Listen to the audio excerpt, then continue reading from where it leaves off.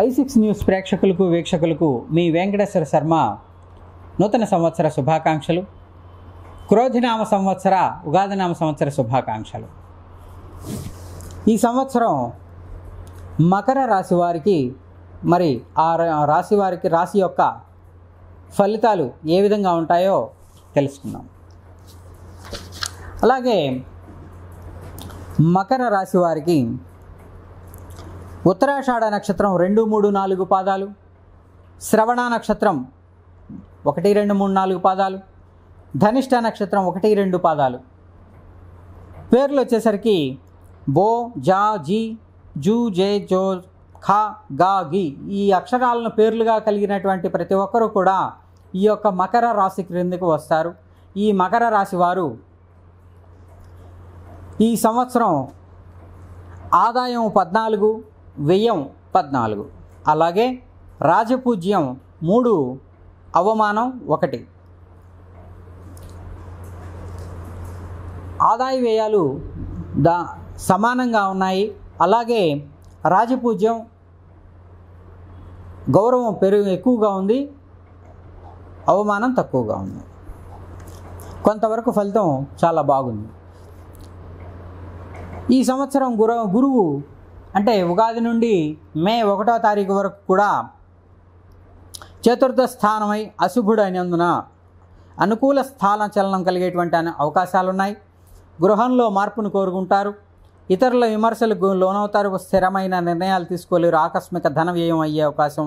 బంధుమిత్రులతో జాగ్రత్తగా ఉండటం మంచిది. రుణ ప్రయత్నాలు చేస్తారు. అలాగే మే 2వ తారీఖు నుండి కూడా మరి సంచారంలో గురువు సంచరించడంలో మార్పు ఉంటుంది. కాబట్టి మరి 2వ తారీఖు నుండి మే 2వ తారీఖు నుండి పంచమ స్థానమై ఆ శుభుడైనందున వృత్తి ఉద్యోగ రంగాల్లో కోరుకున్న అభివృద్ధి ఉంటుంది. ఆకస్మిక ధన లాభాన్ని పొందుతారు. కుటుంబ సౌఖ్యం సంపూర్ణంగా లభిస్తుంది. అలాగే గౌరవ మర్యాదలు పెరుగుతాయి. పిల్లలకు సంతోషం కలిగించే కార్యాలు చేస్తారు. శుభకార్య ప్రయత్నాలు సులభంగా నెరవేరుతాయి. అలాగే ఈ సంవత్సరం మకర రాశి వారికి శని యొక్క మరి ప్రభావం. శని ఉగాది నుండి మరి సంవత్సరాంతం వరకు మరి ద్వితీయ స్థానమై కుటుంబం మరి శుభుడైనందున కుటుంబ కలహాలు దూరం అవుతాయి. 2వ స్థానంలో ఉంటారు కాబట్టి 2వ స్థానం కుటుంబ స్థానం కాబట్టి మరి కుటుంబం అనేది వృద్ధి బాగుంటుందన్నమాట. అంటే కలహాలు అట్లాంటివి ఏమి ఉండవన్నమాట. ప్రయత్న కార్యాలకు ఆటంకాలు ఎదురవుతాయి. వృధా ప్రయాణాల వల్ల అలసట చెందుతారు. చెడు పనులకు దూరంగా ఉండటం మంచిది. అలాగే అందరితో స్నేహంగా ఉండటానికి ప్రయత్నించాలి. ఆర్థిక ఇబ్బందులు స్వల్పంగా ఉంటాయి.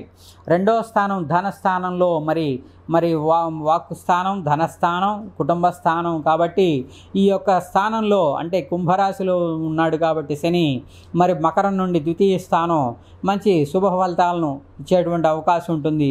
అలాగే మాట విషయంలో జాగ్రత్తగా ఉండాల్సినటువంటి విషయం ఉంటుందన్నమాట. అలాగే రాహు వచ్చేసి ఈ సంవత్సరం మరి మార్చి 22 నుండి అక్టోబర్ 30 వరకు కూడా మేషరాశి 4వ స్థానమై అశుభుడైనందున చంచలం అధికమవుతుంది. గృహంలో మార్పులు కోరుకుంటారు. స్వల్ప అనారోగ్య కారణంతో నిరుత్సాహంగా ఉంటారు. స్త్రీలతో తగాదాలు ఏర్పడే అవకాశం. ప్రయత్న కార్యాలు ఫలిస్తాయి. అలాగే అక్టోబర్ 31 నుండి సంవత్సరాంతం వరకు కూడా మీనరాశి 3వ స్థానమై శుభుడైనందున అపకీర్తి రాకుండా జాగ్రత్త పడటం మంచిది. మనోల్లాసాన్ని మరి పొందుతారు. సోదరులతో వైరం ఏర్పడకుండా మెలగాలి. తలచిన కార్యాలకు ఆటంకాలు ఎదురవుతాయి. ఆర్థిక ఇబ్బందులు ఆలస్యంగా తొలగిపోతాయి. కావున నూతన వ్యక్తులతో జోలికి వెళ్ళవద్దు. అలాగే ఈ సంవత్సరం మకర రాశి వారికి కేతువు యొక్క ఫలితం ఉగాది నుండి సంవత్సరాంతం వరకు అంటే సంవత్సరం అంతా కూడా మరి 9వ స్థానమై భాగ్యస్థానమైనటువంటి శుభుడైనందున స్థిరాస్తుల విషయంలో జాగ్రత్తగా ఉండటం మంచిది. ఒక అద్భుత అవకాశాన్ని మరి కోల్పోతారు. నూతన వ్యక్తుల పరిచయం ఏర్పడుతుంది. ప్రయాణాల వల్ల లాభాన్ని పొందుతారు. తలచినటువంటి కార్యాలకు ఆటంకాలు ఎదురవుతాయి. నూతన కార్యాలు వాయిదా వేసుకోక తప్పదన్నమాట. వీలైనంత వరకు కూడా ఈ సంవత్సరము ఈ యొక్క రాహుగ్రహం కానీ ఈ యొక్క కేతుగ్రహం కానీ గురుగ్రహం కానీ ఈ 3 గ్రహాలకు కూడా మరి విశేషమైనటువంటి జప దాన హోమాలను నిర్వహించుకోవడం మంచిది. అలాగే ఈ యొక్క వస్త్రంతో కూడినటువంటి దానములను చేయాలన్నమాట. వస్త్రదానము మరి దందుల ధాన్యం అదే తండుల ఆ యొక్క ఏదైతే ధాన్యం ఉంటుందో ఈ యొక్క ఆ దానం అనేది చేయటం మంచిదన్నమాట రాహుకేతు మరి గురుగ్రహాలకు. ఆ విధంగా శని గ్రహమునకు అవసరం లేదు. అలాగే చండీ హోమం నిర్వహించుకోవడం కూడా చాలా మంచిది.